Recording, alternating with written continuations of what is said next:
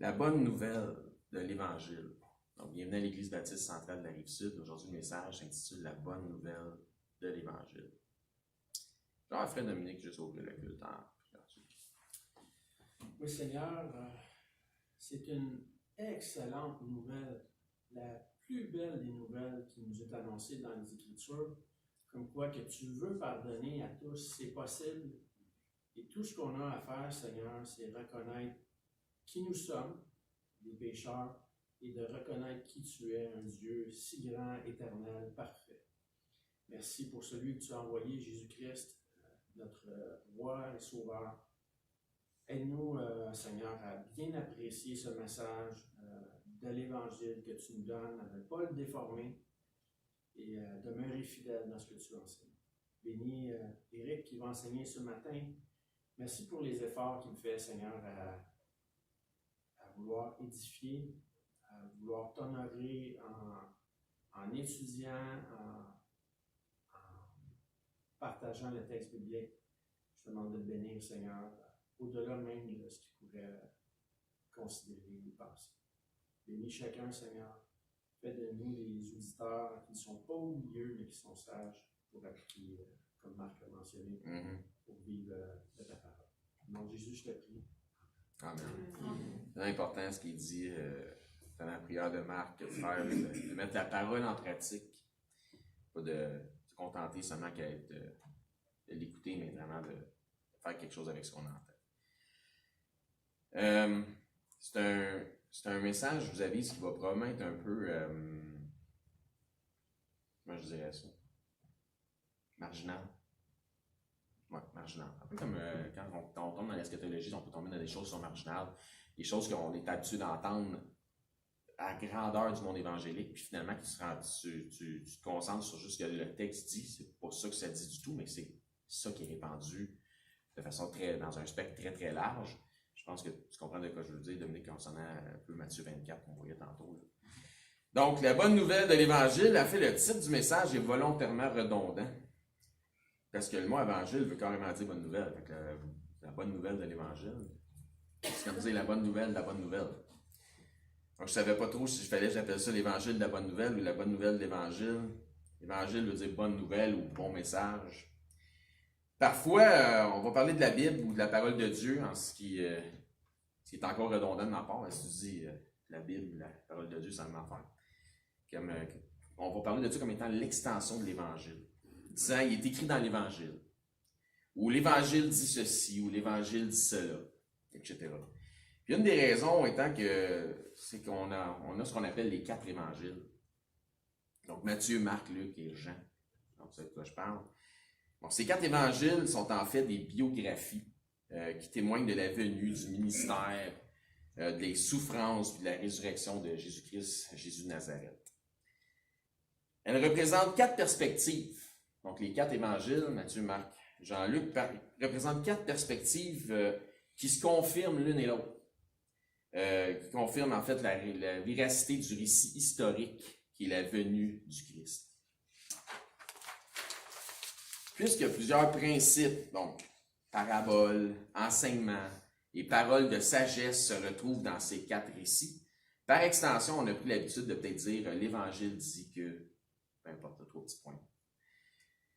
Ainsi, tel que je le disais, par une extension encore plus large, l'Évangile est devenu dans le langage courant comme la Bible au grand complet. Quand j'étais enfant, il y avait un artiste québécois qui m'impressionnait énormément. Et certains vont savoir de qui je parle, de Claude Lafortune. Donc, il faisait une émission qui s'appelait, est-ce qu'il y en a qui savent comment ça s'appelait l'émission? L'Évangile en papier. L'Évangile en papier. Hey, j'étais émerveillé par les talents de cet homme-là avec son origami. Donc, ceux qui ont 45 ans et plus vont savoir de qui qu'on parle.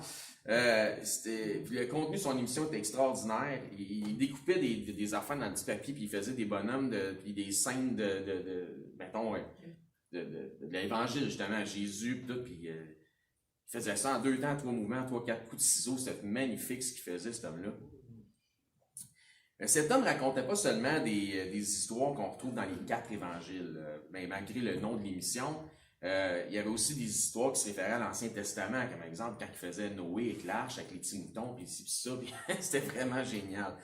Est-ce que l'émission aurait dû s'appeler La Bible en papier ou l'Évangile en papier? Je sais pas.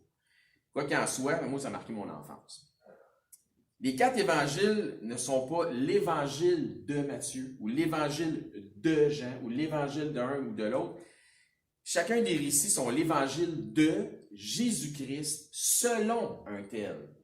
Donc, on va être vraiment correct avec la terminologie des choses, donc c'est vraiment ça. Donc, l'évangile de Jésus-Christ selon Matthieu, l'évangile de Jésus-Christ selon Jean ou Saint Jean.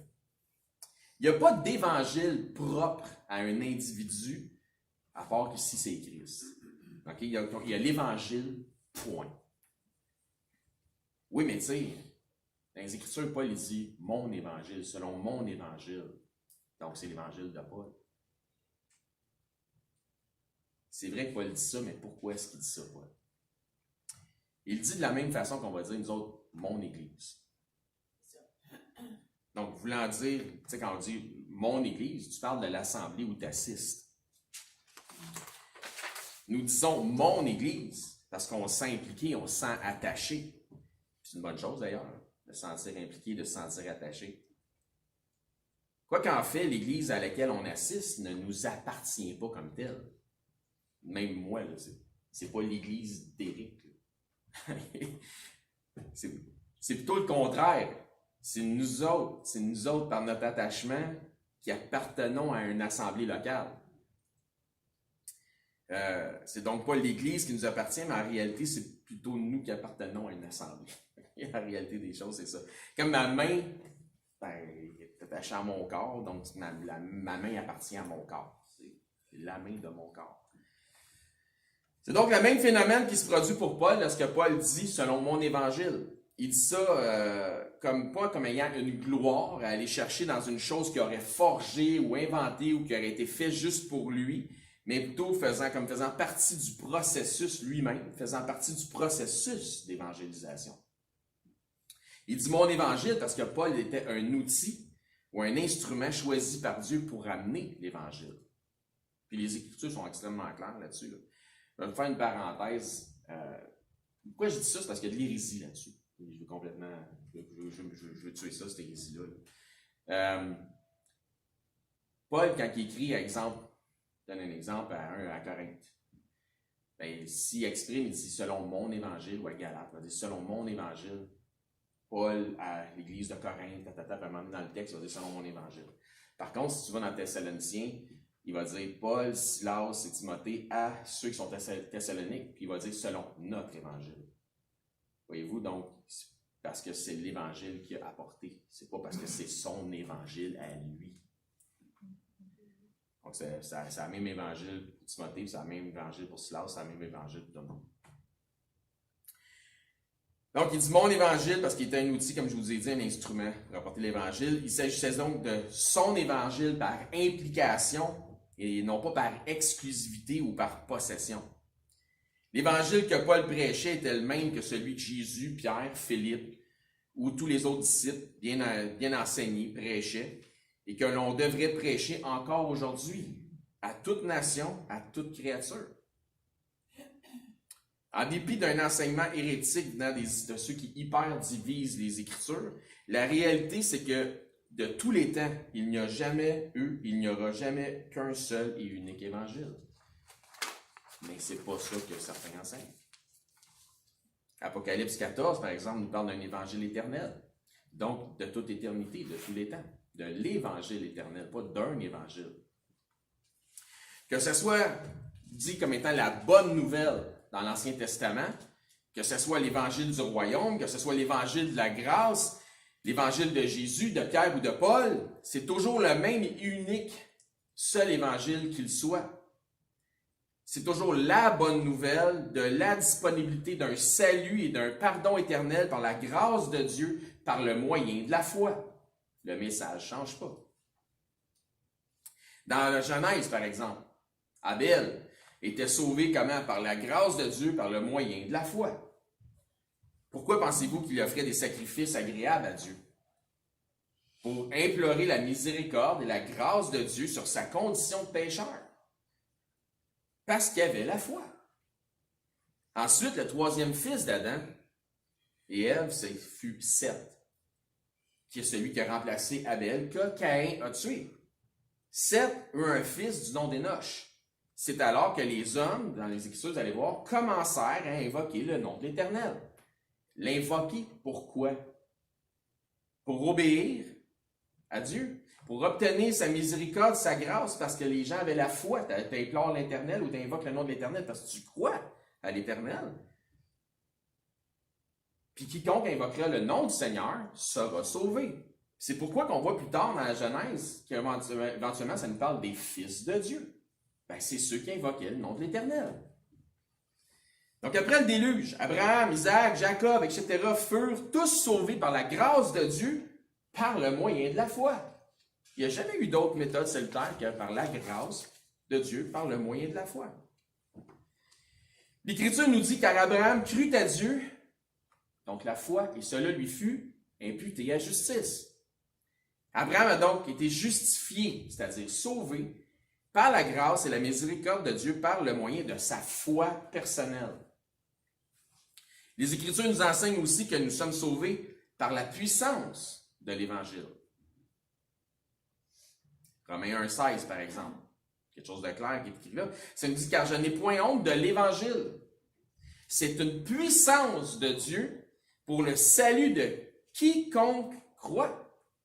Le salut basé sur une foi personnelle. Du juif premièrement, puis du grec. Donc le même évangile que tu sois juif ou d'une autre nation.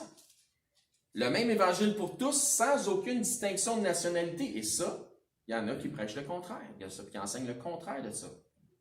Donc, retenez que ça dit là dans Romains 1,16. Car je n'ai point honte de l'évangile, pas d'un évangile ou d'un autre évangile, de l'évangile, c'est toujours Paul qui parle. C'est une puissance de Dieu pour le salut de quiconque croit. Qui est quiconque? Du juif, premièrement, et puis du grec. Le même évangile pour tous, sans aucune discrimination de nationalité. Éphésiens 1,13. En lui, donc Christ, vous aussi, après avoir entendu la parole de vérité, qui est quoi?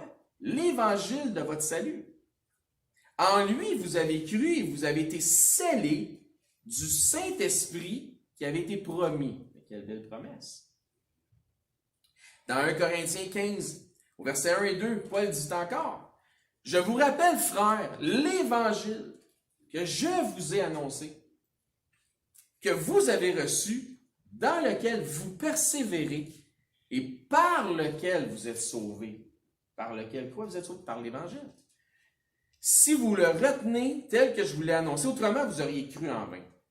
Donc, nous sommes sauvés par la grâce de Dieu, par le moyen de la foi. Et si nous avons cru, c'est parce que nous avons reçu cet évangile. Il y a quelqu'un, quelque part, qui à un certain moment de notre vie, qui nous a apporté d'une manière ou d'une autre le message de l'évangile, le message du salut en Jésus-Christ. Puis, comme Dieu dit dans sa parole, il dit que sa parole ne retourne pas à lui sans avoir accompli son effet. On verra le passage plus tard. Dans votre cas, si vous avez confessé Jésus-Christ, l'effet de sa parole dans votre vie a été votre salut. Gloire à Dieu pour la puissance du témoignage de la bonne nouvelle du salut en Jésus-Christ, notre Sauveur. Avant le déluge, après le déluge, Ancien Testament, Nouveau Testament, la bonne nouvelle du salut disponible par la grâce de Dieu, par le moyen de la foi, a toujours été, est toujours et sera toujours une bonne nouvelle. Là, il y en a qui me diraient, ben, oh, là, le prêcheur, là. Les hommes et les femmes de l'Ancien Testament ne pouvaient pas être sauvés par le billet de l'Évangile de Jésus-Christ, là. Jésus, sous forme humaine, là, il n'existait pas encore. Puis l'Évangile ne peut pas être l'Évangile avant la mort de Christ à la croix. Ça, c'est exactement le genre de courant de pensée que ceux que j'appelle les hyper-diviseurs des Écritures projettent, par lesquels ils influencent leur mauvaise doctrine. Premièrement, Jésus-Christ, le Fils, est de toute éternité. Il existait déjà avant la fondation du monde. Je pense qu'on devrait tous savoir ça. Mais Jésus le dit lui-même dans le chapitre 17 de Jean, quand il s'adresse à son Père. Donc, il y a une discussion avec son Père. Puis il lui dit, dans Jean 17, 5, « Et maintenant, toi, Père, glorifie-moi auprès de toi-même de la gloire que j'avais auprès de toi avant que le monde fût. » Christ est de toute éternité.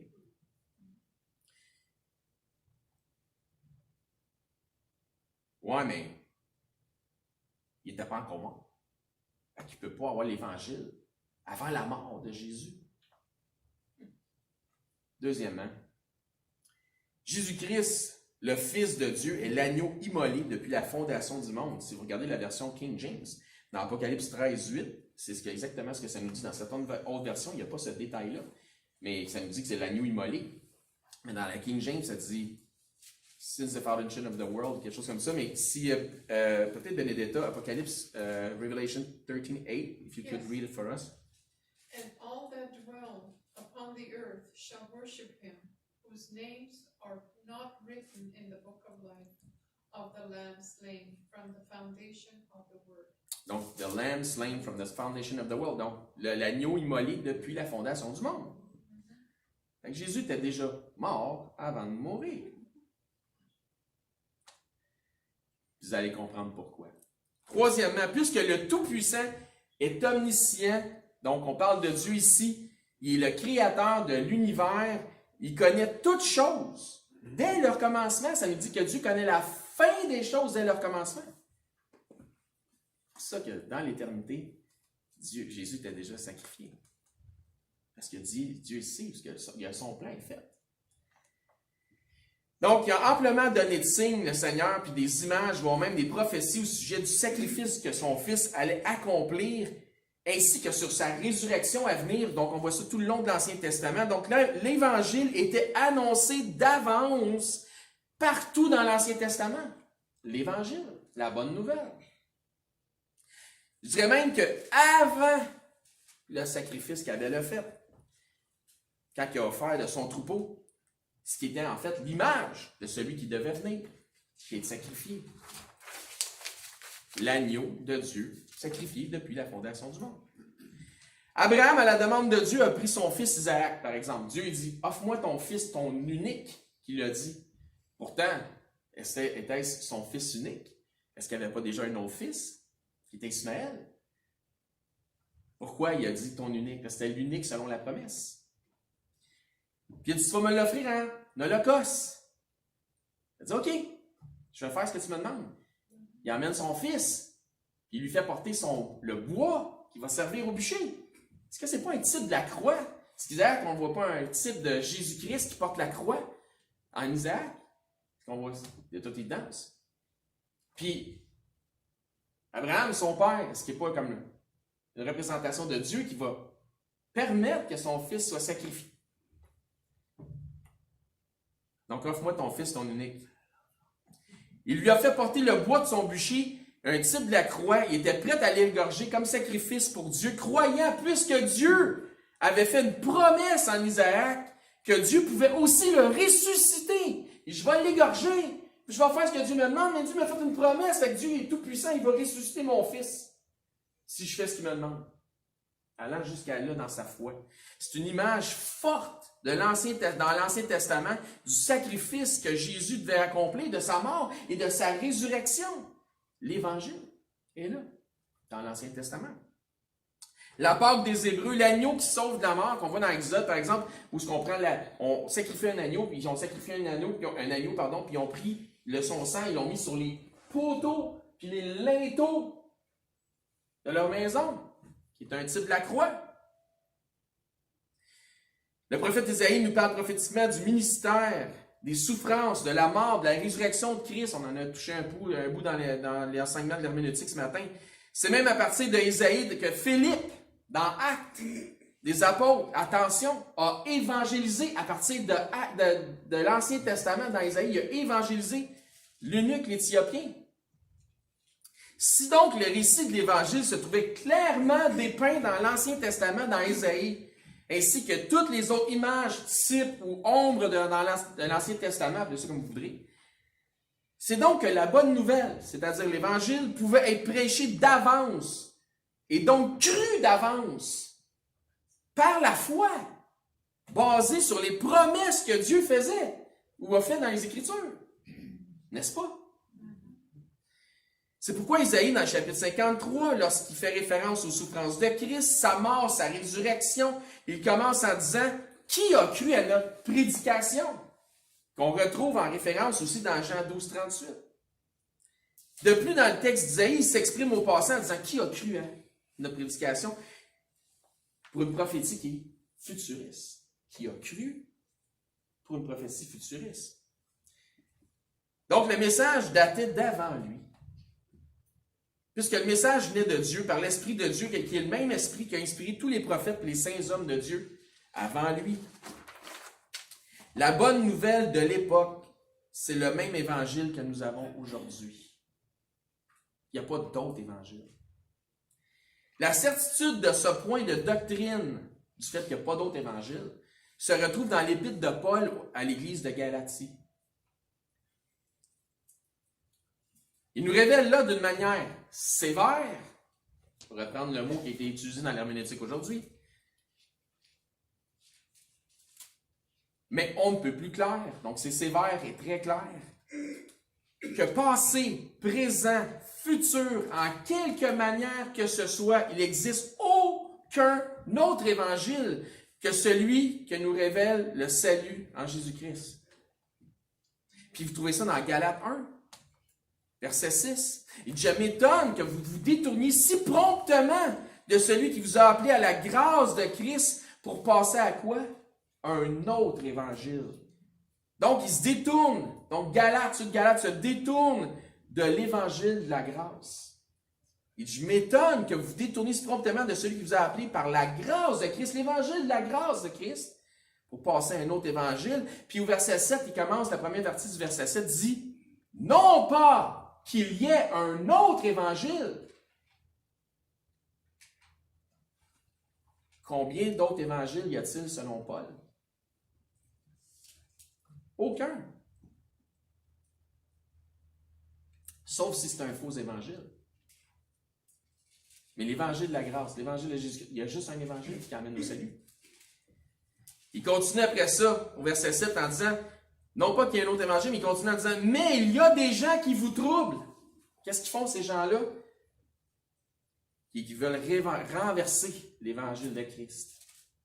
Il y a d'autres évangiles.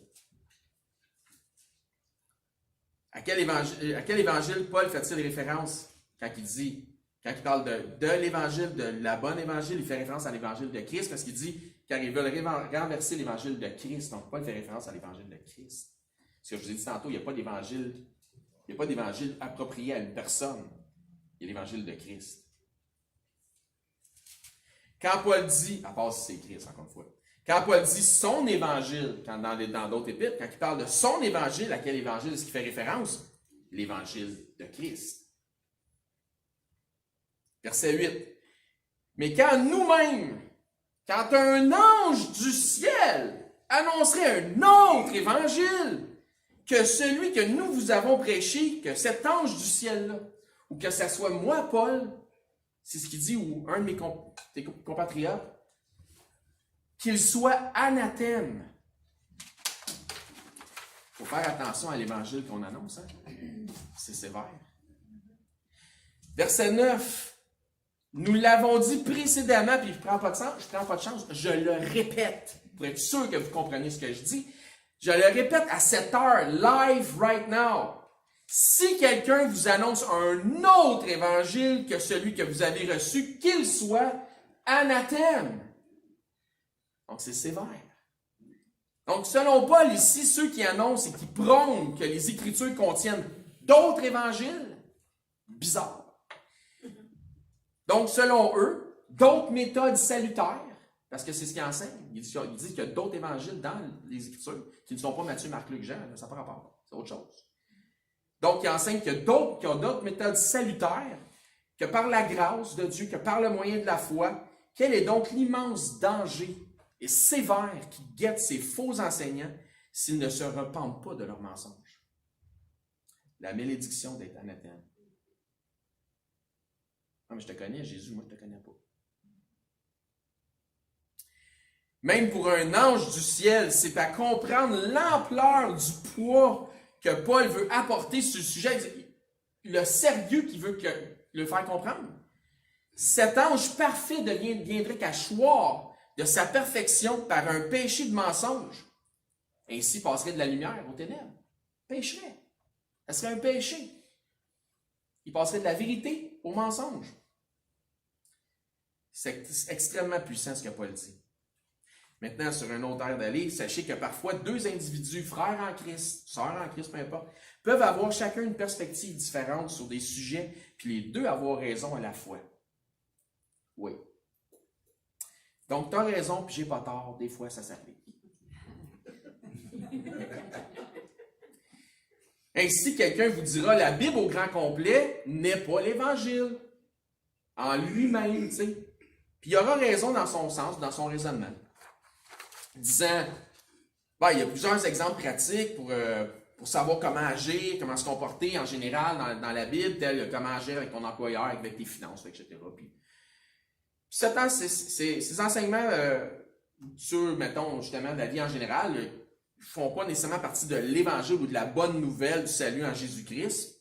Ça serait exact, ça serait vrai.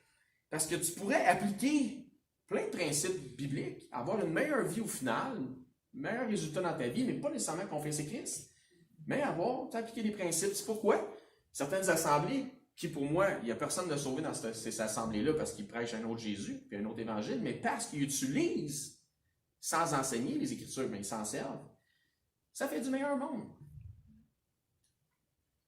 Ça ne veut pas dire qu'ils sont sauvés. Mais un autre vous dira, la Bible au grand complet, c'est l'Évangile. Disant tel que Jésus le dit à ses disciples, depuis Moïse à travers tous les prophètes, tous parlent de lui et de ce qui devait lui arriver.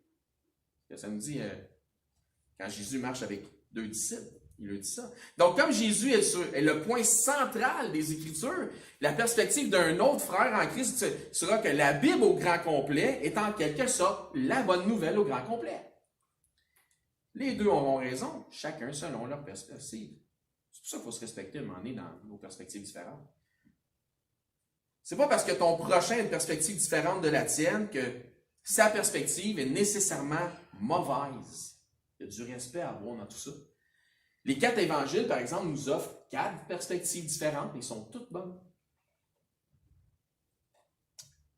Dans un autre élan. Voici donc, concernant l'évangile, par contre, l'enseignement le plus populaire qui fait le tour des églises et le tour des collèges bibliques. Ce que je ne partage absolument pas. Et c'est là que ça devient marginal, mes amis. Pratiquement aucun enseignant échappe à ce que je vais vous dire. Je ne suis pas meilleur qu'un autre à cause de ça, ça par rapport. Mais tous les enseignants bibliques, pratiquement sans exception, si vous leur demandez de vous résumer, de vous donner le résumé le plus court concernant l'Évangile, vont vous amener exactement au passage qu'on va voir ensemble. Et c'est dans 1 Corinthiens, chapitre 15. Ça va être comme un automatisme.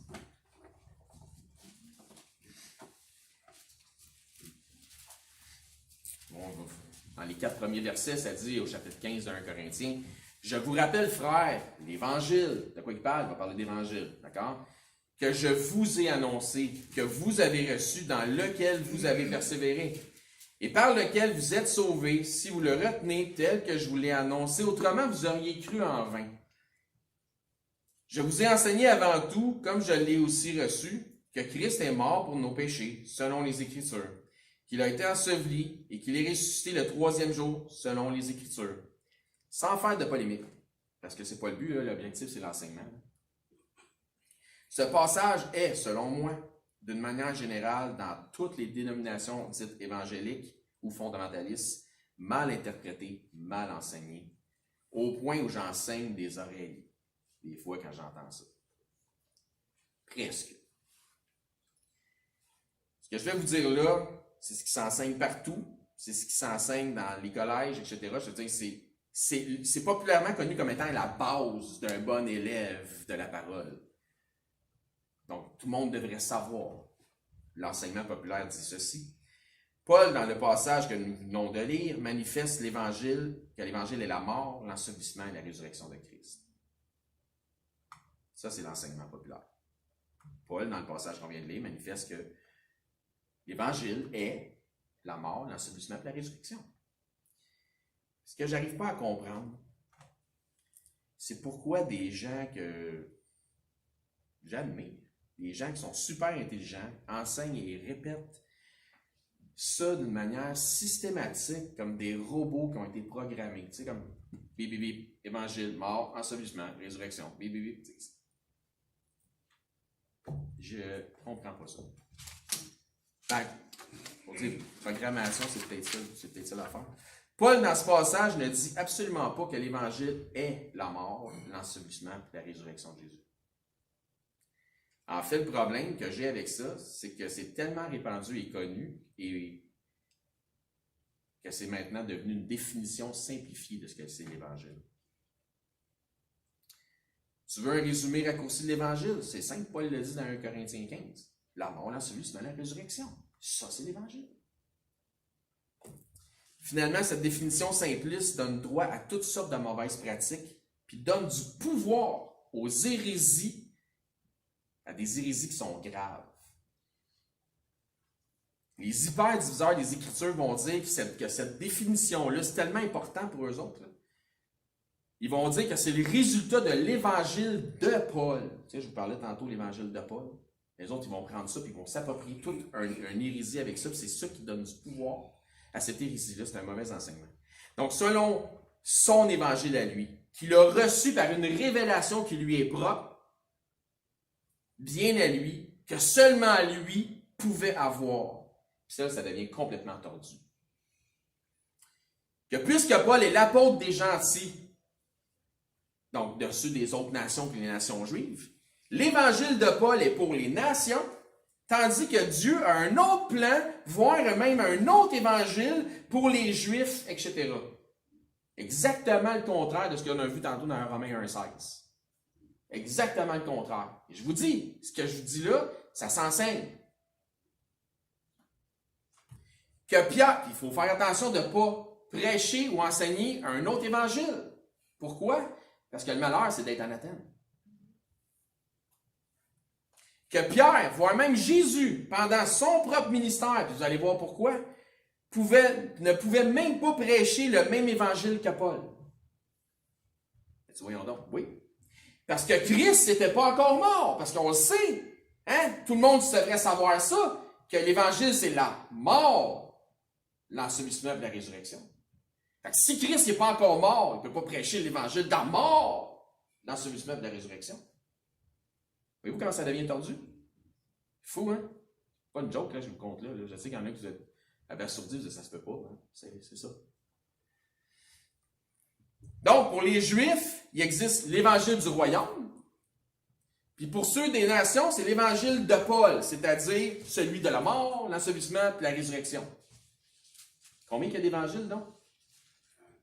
Il y en a juste un. Comment ça qu'on est rendu ailleurs, là? La mauvaise pratique devient la suivante. J'ai évangélisé quelqu'un aujourd'hui. Ah oui, qu'est-ce que tu as fait? Ben, je lui ai parlé des 3 aspects, là, la mort, l'ensevelissement, la résurrection. Hein? OK. C'est pas une mauvaise chose en soi, là. C'est déjà pas mal comme témoignage. Mais ce qui est bizarre, c'est de penser et d'être convaincu que si tu ne parles pas de ces 3 aspects-là, la mort, l'ensevelissement, la résurrection, tu n'évangélises pas quelqu'un. Si tu n'as pas parlé de ça, tu n'as pas vraiment évangélisé la personne. Donc, tu as parlé de Jésus, tu as parlé de la Bible, mais ce n'est pas vraiment évangélisé. Parce que pour évangéliser quelqu'un, vraiment, selon la bonne recette, il faut que tu parles de la mort, l'ensevelissement, de la résurrection. On va voir si c'est vrai, ça. On va voir ce que Jésus en pense de ça. Je comprends que ce n'est pas tous ceux de mes frères en Christ qui croient que c'est l'évangile, c'est la mort, l'ensevelissement, la résurrection, qui vont aussi loin dans leur interprétation. Tous ne sont pas de ceux qui, pour leur ruine, comme Pierre le dit, concernant les écrits de Paul, tordent autant les Écritures. Mais c'est quand même cet enseignement évangélique populaire qui a donné le feu vert aux hyperdiviseurs pour arriver à ces interprétations particulières. Des enseignements qui sont pernicieux, qui commencent en prenant pour acquis que tout le monde devrait savoir que l'Évangile, selon 1 Corinthiens 15, c'est la mort, l'ensevelissement, la résurrection. Puis en disant, nous savons que. Faites attention à tous les enseignements là, qui commencent par, on sait que, nous savons que. Hein? Parce que c'est ça qui arrive, là. Ils vont venir te voir puis ils vont te parler. Regarde, je vais t'expliquer c'est quoi l'Évangile, parce qu'on sait que, comme Paul l'a dit, l'Évangile, c'est la mort, l'ensevelissement et la résurrection. Moi, chaque fois que quelqu'un me dit ça, je dis non, je ne suis pas au courant.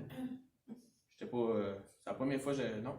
Tu peux-tu me montrer dans les Écritures exactement ce que ça dit que tu viens de dire, que l'Évangile, c'est la mort, l'ensevelissement et la résurrection? Montre-moi ça dans les Écritures, j'aimerais ça que tu me le montres, s'il vous plaît. Bon, on va être du fun. Prenez garde à tous les enseignements qui commencent par « nous savons que » ou « on sait bien que » ou « tout le monde sait que ».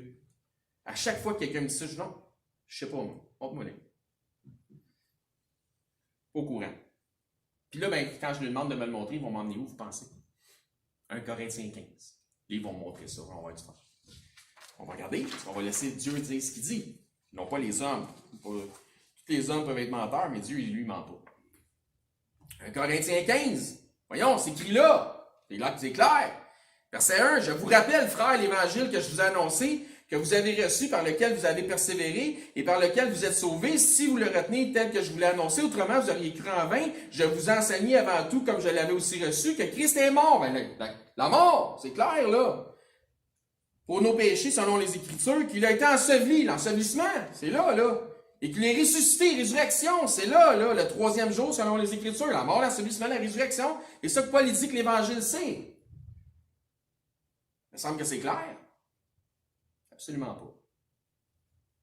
Il n'y a absolument rien dans ce texte qui permet à qui que ce soit de limiter le glorieux évangile à ces 3 aspects, puis ces 3 aspects seulement.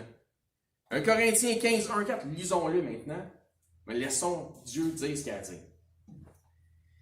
Je vous rappelle, frères, les mots sont là pour une raison, c'est important. L'évangile que je vous ai annoncé, que vous avez reçu, dans lequel vous avez persévéré. Vous avez persévéré dans quoi? Dans la mort, l'ensevelissement, la résurrection. Il manque de quoi, là? Paul, ici, fait un rappel de quelque chose qu'il leur a déjà annoncé dans le passé. Il a fait en sorte qu'il leur a annoncé quelque chose, puis cette assemblée-là s'est formée. Ça me surprendrait bien gros que Paul est arrivé à Corinthe, puis il a dit « Ah oui, il y a un gars qui s'appelait Jésus, il est mort, il était sauvé, puis il est ressuscité. » Pouf! Tout le monde s'est converti. Ça, c'est juste des énoncés. Verset 2. Évangile par lequel vous êtes sauvés, si vous le retenez tel que je vous l'ai annoncé, autrement vous auriez cru en vain. Cet évangile que je vous ai annoncé vous a amené au salut. Je vous l'ai annoncé dans un certain ordre. Comme il dit, dans quel ordre je vous l'ai annoncé? Tel que je vous l'ai annoncé, donc dans un certain ordre. Voici dans quel ordre. Je vous ai enseigné avant tout, comme je l'avais aussi reçu, que Christ est mort pour nos péchés selon les Écritures. Le mot ici qui fait toute la différence, c'est le mot enseigner. Enseigner veut dire qu'il y a du développement plus exhaustif que juste faire des énoncés, mort, ensevelissement, résurrection. Il n'a pas simplement énoncé la mort, l'ensevelissement, la résurrection. Il a développé sur la mort. Il a développé sur, de la mort, il a développé sur le fait qu'il a été une mise en tombeau. Ensuite, suite à sa mort pour les péchés de tous, de sa mise au tombeau, il a parlé aussi de sa résurrection, de 3 jours puis 3 nuits, etc. Donc, enseigner veut dire qu'il a fait le qui, quand, comment, pourquoi, etc. Ce n'est pas limité à 3 énoncés. C'était exhaustif. C'était rempli de quelque chose. Comment se fait-il qu'on passe du rappel de Paul, qui suggère un enseignement complet qui a été reçu à Corinthe, à un résumé simpliste comme étant une conclusion finale?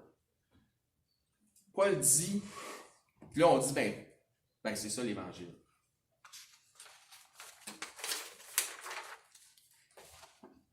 Verset 4. Il a été enseveli, il est ressuscité le 3e jour selon les Écritures. Donc au verset 3, ça disait avant tout. Notez avant tout, tantôt j'ai mis un petit peu d'emphase là-dessus. Autrement dit, j'ai commencé par vous enseigner l'Évangile sur ces 3 aspects. Je vous ai annoncé avant tout. Je vous ai enseigné avant tout, pardon. Donc j'ai commencé par ces 3 aspects. Mais je n'ai pas limité mon enseignement de l'Évangile sur ces 3 aspects. C'est pas ce que ça dit.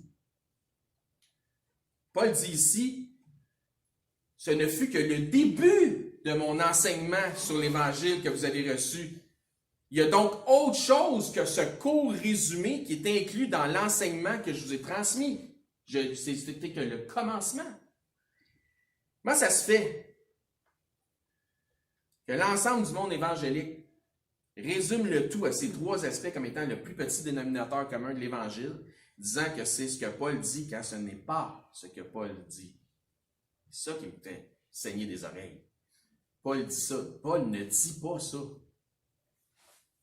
Paul ne dit pas que l'Évangile, c'est la mort, l'ensevelissement, la résurrection. Paul dit, j'ai commencé par ça. Il est loin de limiter ça à ça.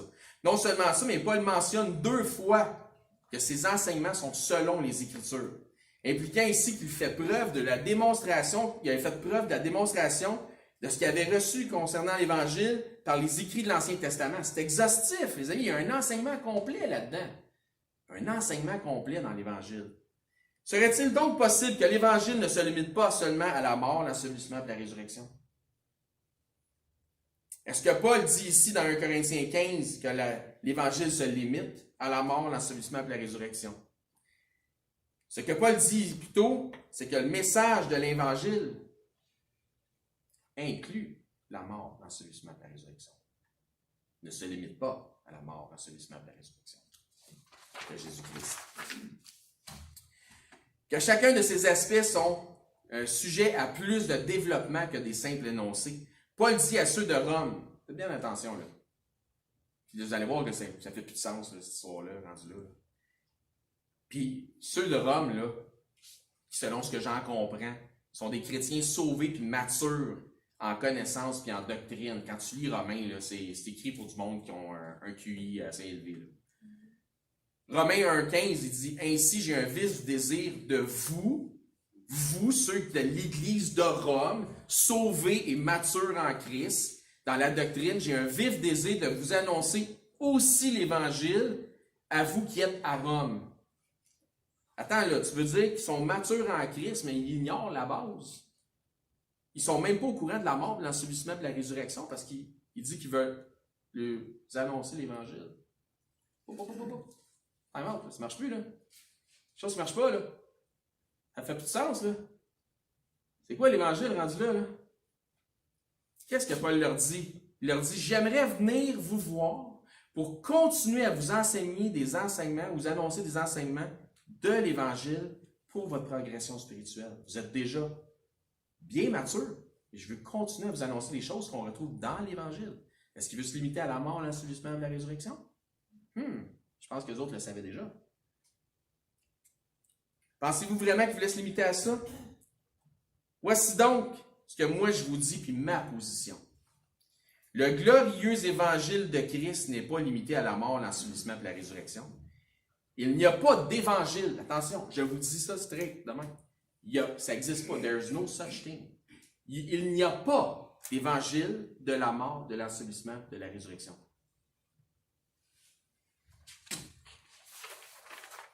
On va me faire brûler au bûcher parce que j'ai dit ça. La mort atroce de Christ sur la croix du calvaire pour nos péchés.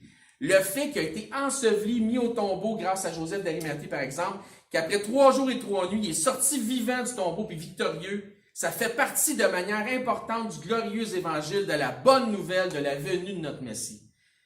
Tout comme le fait qu'il est Dieu en chair, un autre aspect, qu'il est le Créateur venu dans ce monde dans la peau d'un homme par l'entremise d'une femme qui était vierge, son ministère, ses enseignements, son ascension, son retour dans la gloire et le fait qu'il viendra un jour et il va ressusciter nos corps, tout ça aussi fait partie de l'Évangile. À ce que je sache, ce sont aussi des éléments qui font partie de la bonne nouvelle. Si ce n'est pas une bonne nouvelle, dites-moi ce que c'est. Au final, voici ce que nous dit Dieu dans Isaïe, chapitre 55. Il dit qu'on verrait ça tantôt, là. À partir du verset 6, ça dit là, cherchez l'Éternel pendant qu'il se trouve. Invoquez-le tandis qu'il est prêt. Quiconque invoquera le nom du Seigneur sera sauvé. Que le méchant abandonne sa voie et l'homme d'iniquité ses pensées, qu'il retourne à l'Éternel, repentance, qu'il aura pitié de lui. À notre Dieu qui ne se lasse pas de pardonner. Car mes pensées se limitent pas aux pensées des hyper-diviseurs des Écritures. Car mes pensées ne sont pas vos pensées, mes voix ne sont pas mes voix, dit l'Éternel. Autant les cieux sont élevés au-dessus de la terre. Autant mes voix sont élevées au-dessus de vos voix et mes pensées au-dessus de vos pensées. Comme la pluie et la neige descendent des cieux, il ne retourne pas sans avoir arrosé, fécondé la terre, il fait germer les plantes. Hein? Un sème, l'autre arrose, Dieu donne l'accroissement. Donc, sans avoir donné de la semence au semeur, puis on va en parler du semeur en terminant, ça ne sera pas tellement long, et du pain à celui qui mange. Écoutez bien le passage du verset 11. Ainsi en est-il de ma parole qui sort de ma bouche. C'est quoi ça? La parole de Dieu. D'accord? Elle ne retourne point à moi sans effet, sans avoir exécuté ma volonté et accompli mes desseins. N'importe quel partage qui émane de la sagesse de la parole de Dieu sème une semence. Que tu aies parlé de la mort dans ce semaine de la résurrection ou pas. C'est de la semence. On va vous le prouver par les Écritures, parce que Jésus enseigne. Comme dans la parabole du semeur. Qui sème quoi? Il sème l'évangile de la mort, l'enseignement de la résurrection, ou le semeur sème la parole? Est-ce qu'il limite ça à la mort, l'enseignement de la résurrection, ou à la parole? Le grand complet. Il n'y a pas de limite. Un sème, un autre arrose par la grâce de Dieu. Un autre, le Seigneur il va donner la croissance. Dépendamment de la réceptivité du cœur, hein, qui est la bonne terre, qui est la terre dans la parole du semeur. Donc, dépendamment de la réceptivité du cœur de cette personne à qui on va transmettre la parole, le Saint-Esprit pourra la convaincre de sa condition de pécheur, du Dieu de justice auquel elle devra un jour faire face et d'un jugement éternel à venir. Mais une chose certaine, c'est que si nous partageons la parole de Dieu, que ça parle de la mort, de la mise au tombeau, de la résurrection de Christ, ou non, partager la vérité de la sagesse des Écritures, ça évangélise. Peu importe la partie que tu prends. Je tourne ça, là. Prends n'importe où, puis je t'évangélise. Parce que Dieu, qui n'est pas comme les hommes, qui ne peut mentir, dit ceci. Ma parole qui sort de ma bouche, la parole de Dieu, ce qui vient de la Sainte Bible, ne retourne point à moi sans effet, sans avoir exécuté ma volonté et accompli mes desseins. Partageons donc l'Évangile sans la limiter aux interprétations particulières des hommes. Il n'y a qu'un seul Évangile. Parfois, il s'appelle l'Évangile du royaume, l'Évangile de Dieu, dans Romains 1, l'Évangile de Christ, dans Romains 1,16, l'Évangile de la paix, dans Éphésiens 6, l'Évangile éternel, dans l'Apocalypse. Ce sont tous le même et seul Évangile. Mais il n'y a aucun endroit, ou même dans un épître, aucun endroit que l'Évangile est littéralement appelé l'Évangile de la mort dans celui de la résurrection. Aucun endroit. Ça, c'est une main d'homme. Cet enseignement-là. Il n'est pas mauvais en soi. Il est mauvais en soi quand il donne du pouvoir à des hyper-diviseurs des Écritures pour pouvoir arriver avec leur mauvaise doctrine, de splitter toute la Bible, puis de parler d'un autre évangile, puis basé sur ce passage-là seulement comme étant une vérité en soi. Il faudrait donc être prudent devant Dieu afin de ne pas annoncer un autre évangile. C'est bon? Merci d'avoir été attentif. Demandez à Bézard s'il veut nous fermer le culte en prière, s'il vous plaît. Mon Dieu. Très très saint encore une fois, et nous remercions pour l'occasion que nous avons